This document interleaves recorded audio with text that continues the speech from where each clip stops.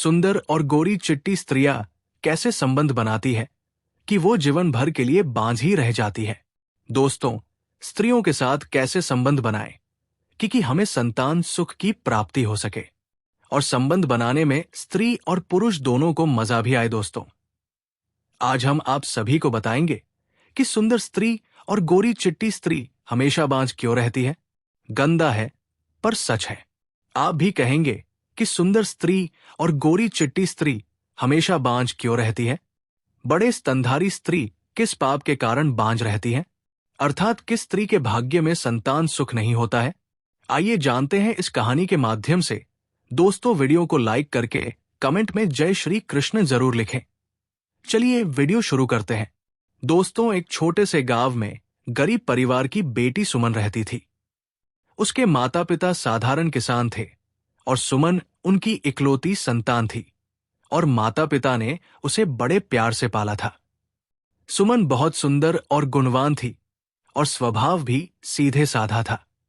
वो अपने माता पिता के साथ गांव के एक छोटे से घर में खुशहाल जीवन जी रही थी।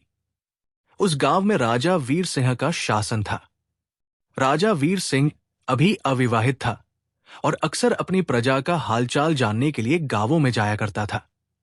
एक दिन वो सुमन के गांव के पास से गुजर रहा था। उसी समय सुमन अपने घर के पास नदी के किनारे कपड़े धो रही थी। सुमन की सादगी और सुंदरता पर राजा वीर सिंह की नजर पड़ी और वो तुरंत ही उसकी ओर आकर्षित हो गया। राजा ने अपने घोड़े को रोका और सुमन से बात करने के लिए उसके पास गया, लेकिन जैसे ही सुमन ने राजा को देखी, वो डर के मारे अपने घर के अंदर चली गई। राजा की आवाज सुनकर सुमन के पिता राजेश बाहर आए। उन्होंने राजा को अपने दरवाजे पर खड़ा देखा और घबराते हुए हाथ जोड़ लिए। महाराज, आप हमारे घर पर कैसे आए? क्या हमसे कोई भूल हो गई? राजेश ने घबराहट में पूछा। राजा ने मुस्कुराते हुए कहा, नहीं राजेश, तुम्हारी कोई गलती नहीं है, बल्कि मैं एक खास काम के लिए यहां आया हूं। राजेश कांपते हुए पूछा, क्या हुक्म है महाराज? राजा वीर सिंह ने गंभीरता से कहा, तुम्हारी बेटी सुमन मुझे पसंद है, मैं उससे विवाह करना चाहता हूं। राजेश ये सुनकर हैरान हो गया। वो गरीब और साधारण किसान था। राजा का प्रस्ताव ठुकराना उनके लिए संभव नहीं था। उन्होंने सोचा कि उनकी बेटी का जीवन अब राजमहल में रानी के रूप में गुजरेगा। ये सोचकर उन्होंने हाँ कर दी विवाह और शुरुआती खुशियां। राजा वीर सिंह ने सुमन के साथ विवाह के लिए भव्य तैयारियां की। पूरे राज में ये खबर फैल गई कि राजा ने एक साधारण किसान की बेटी से विवाह करने का निर्णय लिया है। कुछ ही दिनों में शादी हो गई और सुमन राज महल में आ गई। शादी के बाद शुरुआती दिन सुखद थे। सुमन के साथ राजा का व्यवहार अच्छा था और वे दोनों प्रेम पूर्वक रहने लगे। समय बीतता गया और 1 साल के भीतर सुमन ने एक पुत्र को जन्म दिया। पूरे राज महल में खुशी का माहौल था। बदलते दिन विवाह के 6 साल बीत गए और पुत्र 5 साल का हो चुका था, लेकिन इस बीच राजा का मन धीरे धीरे सुमन से हटने लगा। एक दिन राजा की नजर एक और महिला पर पड़ी जो सुमन से अधिक आकर्षक थी। राजा ने जल्द ही उस महिला से विवाह कर लिया और उसे राज महल ले आया। नई रानी के महल में आते ही सुमन के जीवन में परेशानियां शुरू हो गई। नई रानी हमेशा उसे नीचा दिखाने की कोशिश करती थी। राजा वीर सिंह भी सुमन से दूरी बनाने लगा और उसकी बातें अनसुनी करने लगा। सुमन की स्थिति राजमहल में कमजोर हो गई। फिर एक दिन नई रानी ने राजा को सुमन को महल से बाहर निकालने के लिए मना लिया। सुमन बेबस और अकेली अपने पिता के घर लौट आई। सुमन ने अपने माता पिता को अपनी सारी दुखद घटना सुनाई। उसकी हालत देखकर वे बहुत दुखी हुए, लेकिन राजा के खिलाफ कुछ कर पाने में असमर्थ थे। उनकी चिंता और दुख ने उनकी सेहत पर बुरा असर डाला। सुमन की मां को सांस लेने में तकलीफ थी और कुछ ही दिनों में उनकी मृत्यु हो गई। मां की मृत्यु के बाद सुमति के पिता राजेश भी गहरे दुख में रहने लगे। बेटी की दुर्दशा और पत्नी की मृत्यु ने उन्हें पूरी तरह तोड़ दिया। कुछ समय बाद राजेश भी इस दुनिया से चले गए। अकेलापन और असहाय सुमन बिल्कुल अकेली रह गई। उसे सहारे की सख्त जरूरत थी, लेकिन वो किसी से कुछ कहने की हिम्मत नहीं जुटा पा रही थी। अकेलेपन ने उसे भीतर तक तोड़ दिया था। कहते हैं कि विपत्ति के समय धैर्य ही मनुष्य का सबसे बड़ा साथी होता है। सुमन के पास अब धैर्य और अपने भविष्य के लिए संघर्ष करने के अलावा कोई विकल्प नहीं था। सुमन के माता पिता की मृत्यु के बाद वो अकेली हो गई थी। उसे जीवन में सहारे की जरूरत थी। और इसी दौरान चंदन नाम का एक व्यापारी, जो पहले भी सुमन के घर आता जाता था, अब और ज्यादा आने लगा। वो सुमन से सहानुभूति दिखाने लगा और उसका ख्याल रखने का नाटक करने लगा। सुमन, जो पहले से ही अकेली और कमजोर थी, उसकी बातों पर यकीन करने लगी। कुछ समय बाद चंदन ने सुमन से शादी का प्रस्ताव रखा। इस समय सुमन को भी किसी सहारे की जरूरत थी, इसलिए उसने इस रिश्ते के लिए हामी भर दी। दोनों पति पत्नी की तरह एक साथ रहने लगे।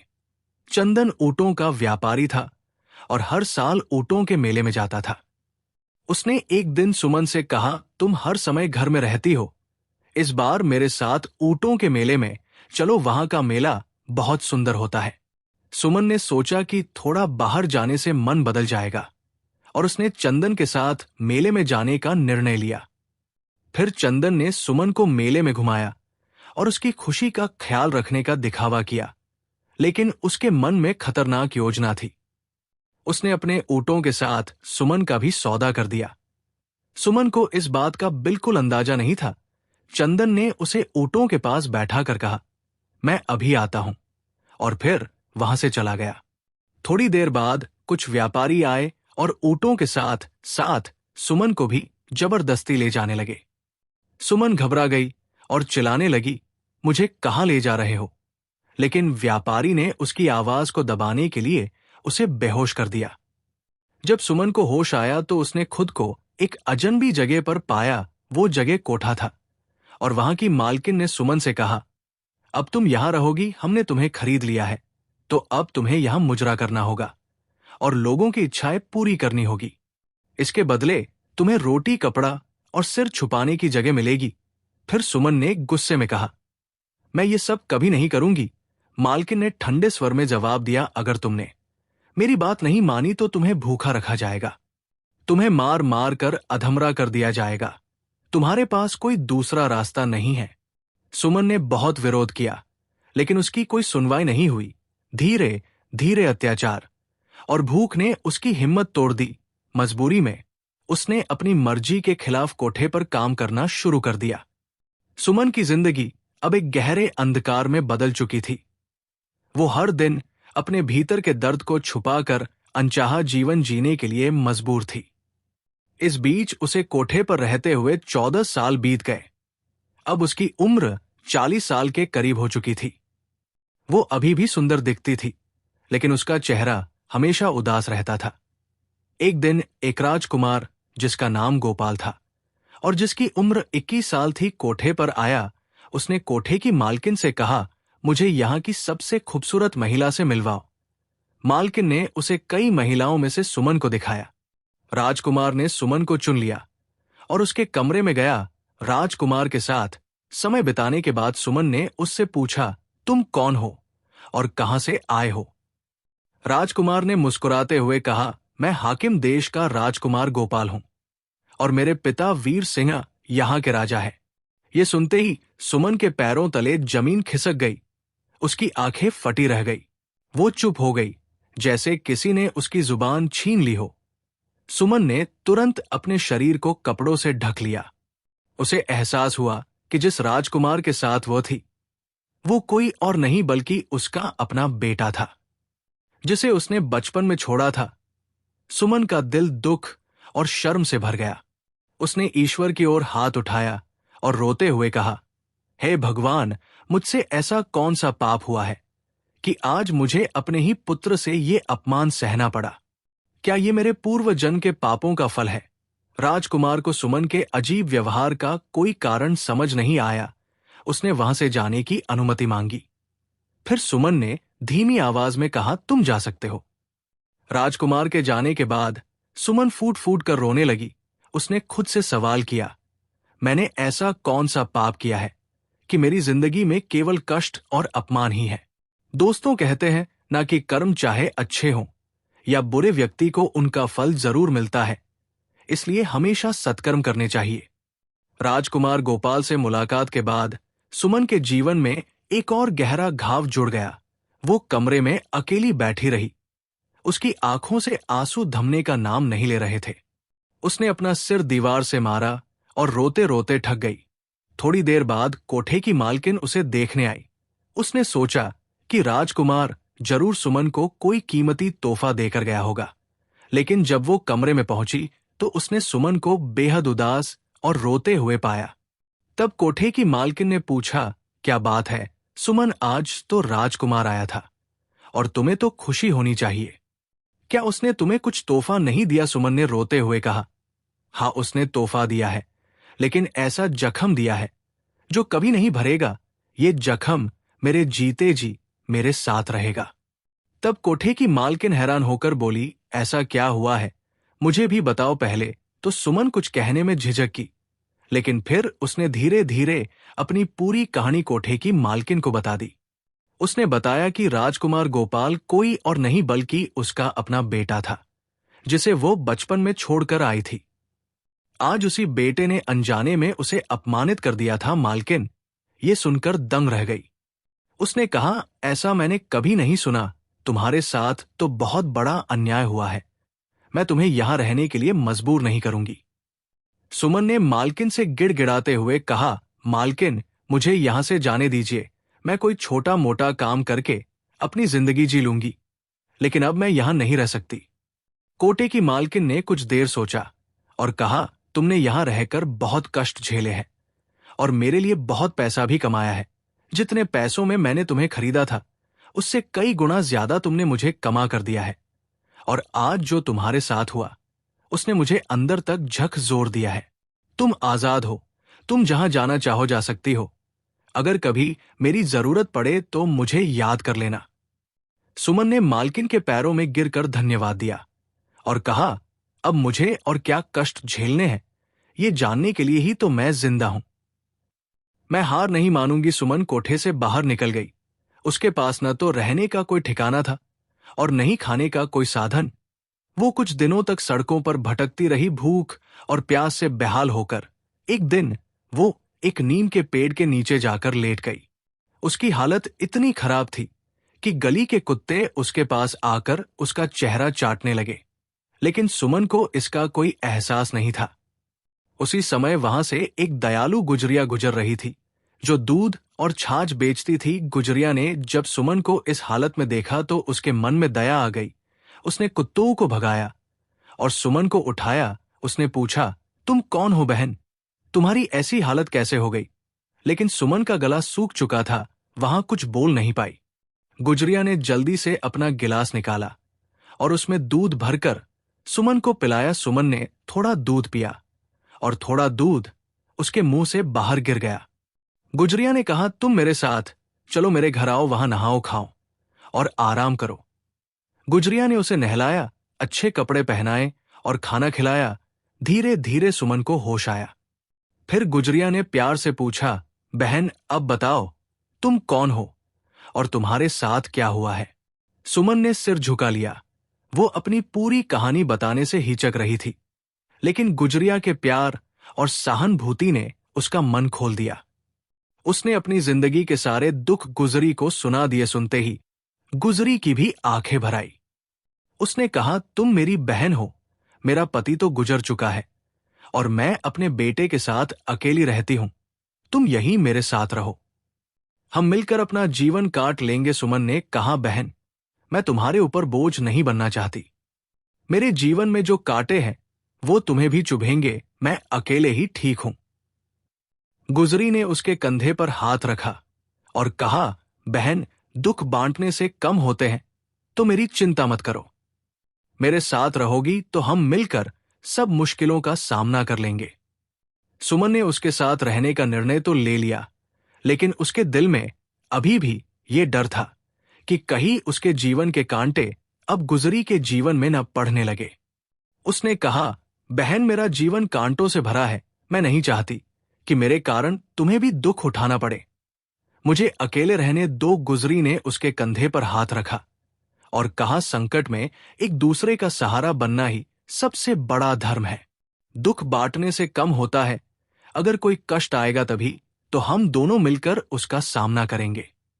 गुजरी के बार बार समझाने पर सुमन उसके साथ रहने को राजी हो गई। अब सुमन घर का काम संभालने लगी। गुजरी दूध बेचने जाती थी, क्योंकि अब परिवार में एक सदस्य और बढ़ गया था। गुजरी को ज्यादा मेहनत करनी पड़ती थी, सुमन भी देख रही थी। और एक दिन गुजरी से कहा, बहन, अगर मैं भी तुम्हारे साथ दूध और छाछ बेचने चलूं तो हमारा गुजारा बेहतर हो सकता है। गुजरी ने मना किया, तुम घर पर ही रहो, बाहर का काम मेरे लिए ठीक है। तब सुमन ने मुस्कुराते हुए कहा, हम दोनों मिलकर मेहनत करेंगे तो पैसे भी ज्यादा आएंगे। फिर 3 महीने इसी तरह बीत गए। एक दिन गुजरी दूध बेचने जा रही थी कि अचानक रास्ते में उसका संतुलन बिगड़ा और दूध का घड़ा गिरकर टूट गया। गुजरी जमीन पर बैठकर रोने लगी। फिर सुमन से कहा, बहन, सारा दूध गिरकर बर्बाद हो गया। तब सुमन ने उसे संभालते हुए कहा, बहन, दूध के लिए क्यों विलाप करती हो? मेरा पूरा जीवन ही नष्ट हो चुका है, लेकिन मैं फिर भी खड़ी हूं। चलो घर चले। गुजरी के है पैर में चोट लगने की शिकायत की। तब सुमन ने उसे सहारा देकर घर पहुंचाया और हल्दी तेल लगाकर उसकी पट्टी की। अब दूध बेचने का सारा काम सुमन अकेले संभालने लगी। गुजरी की चोट ठीक नहीं हो रही थी। 10 दिन बीत गए, लेकिन जख्म बढ़ता ही गया। अब गुजरी का शरीर कमजोर होने लगा। सुमन दिन रात उसकी सेवा करती, बच्चे का ख्याल रखती और बाहर का काम भी संभालती थी। धीरे धीरे 6 महीने बीत गए। एक दिन गुजरी की हालत बहुत बिगड़ गई और उसने अपनी अंतिम सांस ली। सुमन के लिए यह बहुत बड़ा झटका था। गुजरी ने उसे अपनी बहन माना था और अब वही बहन उसे छोड़कर चली गई थी। गुजरी के बेटे को संभालना अब सुमति की जिम्मेदारी थी। बच्चा अपनी मां की मौत के बाद चिड़चिड़ा और उदास रहने लगा। वो बार बार अपनी मां के बारे में पूछता था। तब सुमन उसे समझाती कि तुम्हारी मां भगवान के पास गई है, वो कुछ दिन में आ जाएगी। धीरे धीरे बच्चे ने सुमन को अपनी मां मान लिया। समय बीता और बच्चा बड़ा हो गया। अब वो 19 साल का हो चुका था और काम में सुमन की मदद करने लगा। एक दिन लकड़ियां लेने के लिए सुमन और गुजरी का बेटा पास की पहाड़ी पर गए। वहां एक सूखा पेड़ था, जिसकी लकड़ियां काटने के लिए सुमन उस पर चढ़ गई। लकड़ी काटते समय जिस टहनी पर सुमन खड़ी थी, वो टूट गई और सुमन नीचे गिरते हुए पहाड़ी से लुढ़ककर घने जंगल में जा गिरी। बेटा ये देखकर घबरा गया। उसने पहाड़ी के नीचे झांका, लेकिन सुमन कहीं नजर नहीं आई। फिर वो लड़का डर और घबराहट में वो गांव लौट आया और सबको ये बात बताई। सुमन पहाड़ी से गिरकर एक दलदल में जा फंसी थी। वो गर्दन तक दलदल में धंसी हुई थी। 10 दिनों तक उसने वहां संघर्ष किया। जंगली जानवर उसके पास आते, लेकिन दलदल में होने के कारण बहुत दूर रहते। एक दिन आदिवासियों का एक झुंड वहां से गुजरा। उन्होंने सुमन को दलदल में फंसा देखा। बड़ी मुश्किल से उन्होंने उसे बाहर निकाला। सुमन जीवित तो थी, लेकिन वो गंभीर रूप से घायल थी। उसके दोनों पैर टूट चुके थे। आदिवासी उसे अपने कबीले में ले गए और उसकी देखभाल शुरू की। कहते हैं, जीवन कितना भी कठिन क्यों न हो, हमें हार नहीं माननी चाहिए। समस्याएं चाहे कितनी भी बड़ी हो, उनका सामना धैर्य और साहस से करना चाहिए। सुमन को आदिवासियों ने दलदल से तो बचा लिया था, लेकिन उसकी हालत गंभीर थी।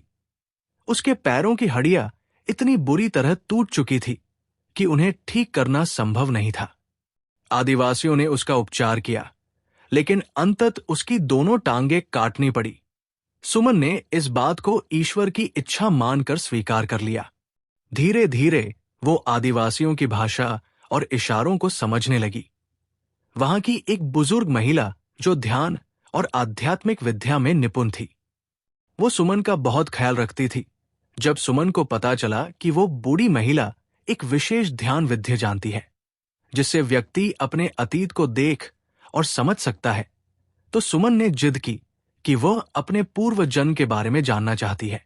बूढ़ी महिला ने उसे समझाया, ये ठीक नहीं होगा। अपने अतीत में झांकने से अक्सर व्यक्ति वर्तमान में भी शांति खो देता है। जो प्रकृति ने भुला दिया है, उसे भूल जाना ही बेहतर होता है।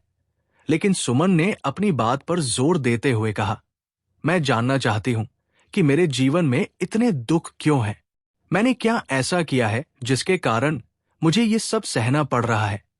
अगर अतीत जानने से और दुख मिलेगा तो मैं उसे भी सह लूंगी। बूढ़ी महिला ने उसे ध्यान की एक कठिन प्रक्रिया सिखाई। उसने कहा, तुम्हें हर पल को याद करते हुए अपने अतीत तक पहुंचना होगा। ये साधना 3 से 4 वर्षों तक चलेगी। सुमन ने पूरी लगन के साथ ध्यान विधि का अभ्यास शुरू किया। धीरे धीरे उसने अपने जीवन के बीते हुए क्षणों को याद करना शुरू किया। 3 वर्षों की साधना के बाद सुमति अपने पिछले जन्म में पहुंच गई। उसने देखा कि पिछले जन्म में उसका नाम पायल था और वो एक साधारण परिवार की सदस्य थी। उसके जीवन में सबसे बड़ा दुख यह था कि उसे औलाद नहीं थी। इस वजह से वो अवसाद में चली गई थी। गांव के लोग उसे ताने देते थे और उसकी स्थिति ने उसे भीतर से तोड़ दिया था। अपनी निराशा और दुखों से बचने के लिए पायल ने किसी साधु की सलाह मानकर कुछ विशेष अनुष्ठान करने शुरू किए। उसे विश्वास दिलाया गया कि ये अनुष्ठान उसके जीवन में खुशियां लाएंगे। उसे बताया गया कि वो अगर 21 बच्चों की बलि देगी तो उसे संतान प्राप्त हो सकती है। सुमन ने वैसा ही किया। गांव के 21 बच्चों को उसने चुरा कर मार डाला। किसी तांत्रिक के पाखंड में आकर वो खुद निसंतान थी। लोग उसका मुंह तक नहीं देखना चाहते थे। उसे इस बात की जलन होती थी और औलाद न होने का दुख अलग था। लोगों के इस बर्ताव की वजह से वो कुछ संकी हो गई थी। उसने देखा जिन लोगों की उसने संतानें खत्म की थी उनमें से कुछ माता पिता ऐसे थे जिन्होंने आत्महत्या कर ली थी अपनी संतान के दुख के कारण, और कुछ उसे सदा बद्दुआ देते रहते थे। जब वो मरी तो उसने देखा कि उसके मरने के बाद भी बहुत से लोग उसके लिए बद्दुआ दे रहे थे। उन लोगों की बद्दुआ उसे दर्द पहुंचा रही थी। उसकी आत्मा उन सभी घरों में गई जहां जहां उसने बच्चे उठाए थे। उसने देखा कि वहां कुछ घर बर्बाद और कुछ अभी भी बेऔलाद है, पर वे लोग अब काफी बुजुर्ग हो चुके थे और वे सदा उसे गालियां देते रहते थे। अब वो पहले से भी ज्यादा दुखी हो गई। दोस्तों, अब उसके लिए पूर्व जन्म में जाना तो मुमकिन था, क्योंकि उसकी सहायता उस बूढ़ी महिला आदिवासी ने की थी, पर अब वापस उसी शरीर में जाना मुमकिन था। अब सुमन को एहसास हुआ कि उसका अतीत उसकी वर्तमान स्थिति का कारण है। उसने सोचा, अगर मैंने अपना अतीत न देखा होता तो मेरा मन शायद शांत रहता। बूढ़ी महिला ने सही कहा था कि प्रकृति ने हमें भूलने की शक्ति दी है और उसे अपनाना चाहिए। अब वो अपनी गलतियों का प्रायश्चित करना चाहती थी। उसी गांवों में एक तांत्रिक आया जो भटकती हुई आत्माओं को भस्म कर सकता था। उसने अपने तंत्र मंत्र के जरिए आसपास की आत्माओं को अपने नियंत्रण में लेना शुरू किया। जब तांत्रिक ने सुमन की आत्मा को महसूस किया और उसे अपने नियंत्रण में लेने की कोशिश की, तांत्रिक आत्माओं को अपने स्वार्थपूर्ण कार्यों के लिए उपयोग करता था। जब सुमन की बारी आई तो उसने तांत्रिक से रोते हुए कहा, मैंने पहले ही अपने जीवन में कई गलतियां की हैं, मुझसे अब और गलत काम मत करवाओ। सुमन ने अपनी पूरी कहानी तांत्रिक को बता दी और उससे प्रार्थना की, मुझे यहां से मुक्त कर दो और मेरे शरीर में वापस जाने का कोई तरीका बताओ। तांत्रिक ने कहा, तुम्हारा दुख देखकर मैं तुमसे और कोई काम नहीं करवा पाऊंगा, लेकिन मेरे पास ऐसी कोई विद्या नहीं है जिससे तुम्हें तुम्हारे शरीर में वापस भेज सकूं। यह सुनकर सुमति निराश हो गई। वो फिर से भटकने लगी। इसी दौरान उसी नगर में एक संत आए जो वहां रुके थे। संत उस कुम्हार के गुरु थे जो सुमन के पूर्व जन्म के पति थे। कुम्हार 80 वर्ष का हो चुका था और अकेला ही रहता था। रात में संत और कुम्हार ईश्वर का गुणगान कर रहे थे। सुमन की आत्मा वही भटक रही थी। संत को महसूस हुआ कि वहां कोई आत्मा मौजूद है जो मुक्ति की कामना कर रही है। तब संत ने कुम्हार से कहा, यह तुम्हारी पूर्व पत्नी की आत्मा भटक रही है, वो अपनी मुक्ति चाहती है। कुम्हार ने चौंक कर पूछा, मेरी पत्नी वो तो वर्षों पहले गुजर गई थी, क्या इतने समय से उसकी आत्मा भटक रही है? संत ने सुमन की आत्मा को संबोधित करते हुए कहा, तुम्हें क्या चाहिए, क्यों भटक रही हो? तब सुमन ने अपनी सारी बातें संत को बता दी। उसने कहा, मुझे अपने शरीर में वापस जाना है ताकि मैं अपने पापों का प्रायश्चित कर सकूं। संत ने कहा, तुम्हें मेरे साथ मेरे आश्रम चलना होगा। वहां हर रोज भजन कीर्तन होता है। ईश्वर के नाम के माध्यम से तुम अपने शरीर में लौटने का मार्ग ढूंढ सकती हो। सुमन ने संत की बात मानी और उनके साथ आश्रम चली गई। आश्रम में रहती हुई सुमति ईश्वर का भजन करती, ध्यान लगाकर प्रार्थना करती। धीरे धीरे उसे महसूस होने लगा कि वो अपने शरीर की ओर लौट रही है। उसने ये बात संत को बताई। संत ने कहा, तुम अपने शरीर में वापस लौट सकती हो, लेकिन तुम्हारे पाप तभी खत्म होंगे जब तुम 21 लोगों की मदद करोगी और उनके जीवन को बेहतर बनाओगी। यही तुम्हारे लिए मुक्ति का मार्ग है। संत के आशीर्वाद से सुमति अपने शरीर में लौट आई। जब उसने आंखें खोली तो उसका शरीर बेहद कमजोर और घायल थी। उसकी त्वचा पर चींटियों ने घाव कर दिए थे, लेकिन आदिवासियों ने उसके शरीर को छेड़ा नहीं था। आदिवासियों ने सुमन से कहा, वो महिला 1.5 साल पहले गुजर गई। उसने तुम्हारे लिए हर संभव प्रयास किया था। ये सुनकर सुमन का दिल भराया। उसने आदिवासियों को अपनी पूरी कहानी सुनाई। 7 साल बाद अपने शरीर में लौट उसने दूसरों की मदद करने का संकल्प लिया। उसने सोचा, ईश्वर ने मुझे एक और मौका दिया है, मैं इसे व्यर्थ नहीं जाने दूंगी। सुमन ने जंगल में भटकते हुए कई कठिनाइयों का सामना किया। उसके शरीर में घाव थे और वह दोनों पैरों के बिना घुटनों के बल चलने को मजबूर थी। हालांकि उसने अपना साहस नहीं खोया। उसने ठान लिया था कि वह अपने पापों का प्रायश्चित करेगी और 21 जिंदगियां बचाने के अपने लक्ष्य को पूरा करेगी। एक दिन जंगल में चलते हुए सुमन ने देखा कि एक सांप कांटों के बीच फंसा हुआ है। कांटे उसकी त्वचा में गहरे चुभ गए थे, जिससे वो असहाय और दर्द से तड़प रहा था। सुमन ने सोचा कि वो इस सांप की मदद कर सकती है। सांप ने जैसे ही सुमन को अपनी ओर आते देखा, वो डर के साथ फुफकारने लगा। सुमन डर गई, लेकिन फिर भी उसने साहस दिखाया। उसने पास पड़ा एक लंबा डंडा उठाया और धीरे धीरे सांप को कांटों से बाहर निकाला। बाहर आकर सांप को राहत मिली और उसने सुमन को धन्यवाद देने के लिए अपनी फुफकार धीमी कर दी। सुमन को महसूस हुआ कि उसने एक जीवन बचाया है। उसने सोचा, शायद ईश्वर ने मुझे इसी उद्देश्य के लिए जीवित रखा है। कुछ दिन बाद सुमन जंगल में एक शिकारी से मिली। उसने देखा कि शिकारी अपने कंधे पर एक हिरण का बच्चा लटकाए हुए जा रहा था। ये दृश्य देखकर सुमन का दिल पसीज गया। उसने शिकारी से कहा, भाई, इस मासूम जानवर को छोड़ दो, इसे भी अपनी जिंदगी जीने का हक है। शिकारी ने कहा, मैं इसे बेचकर अपना गुजारा करता हूं। ये मेरा काम है, इसे छोड़ दूंगा तो मैं और मेरा परिवार भूखा रहेगा।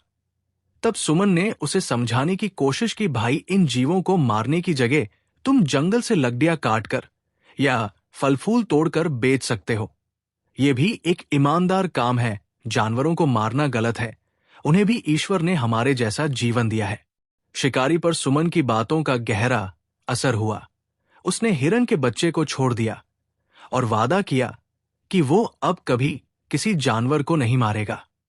सुमन बहुत खुश हुई। उसने सोचा, शायद अब शिकारी का जीवन बदल जाएगा और इसके साथ ही कई जानवरों की जिंदगी भी बच जाएगी।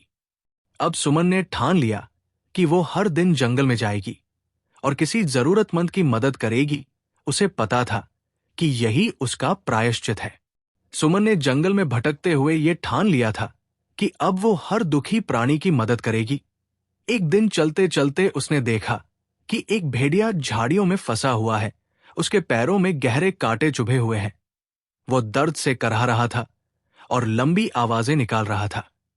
सुमति पहले तो डर गई और उस भेड़िए से थोड़ी दूरी पर बैठ गई और उसे देखती रही।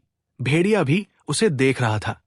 कुछ देर बाद भेड़िया अपनी आवाज को धीमा करते हुए उसकी तरफ देखने लगा, जैसे कह रहा हो, मुझे मदद चाहिए, मैं तुम्हें कोई नुकसान नहीं पहुंचाऊंगा।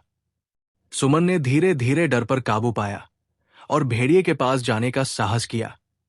उसने अपने कांपते हाथों से उसके सिर पर धीरे से हाथ रखा। भेड़िया बिल्कुल शांत था। सुमन ने उसके पैरों से कांटे निकाले। भेड़िए को तुरंत आराम मिला। भेड़िया कुछ दूर चला, फिर वापस आया और सुमन के हाथ चाटने लगा। ऐसा लग रहा था जैसे वो अपनी भाषा में उसे धन्यवाद दे रहा हो। उसके बाद वो भेड़िया जंगल की ओर चला गया। ये घटना सुमन के लिए बहुत खास थी। उसने पहली बार महसूस किया कि जानवरों में भी भावना और प्रेम होता है। उसने सोचा, अगर मैं इन्हें थोड़ा सा सहारा दे सकती हूं तो क्यों ना अपना जीवन इसी काम में लगा दूं।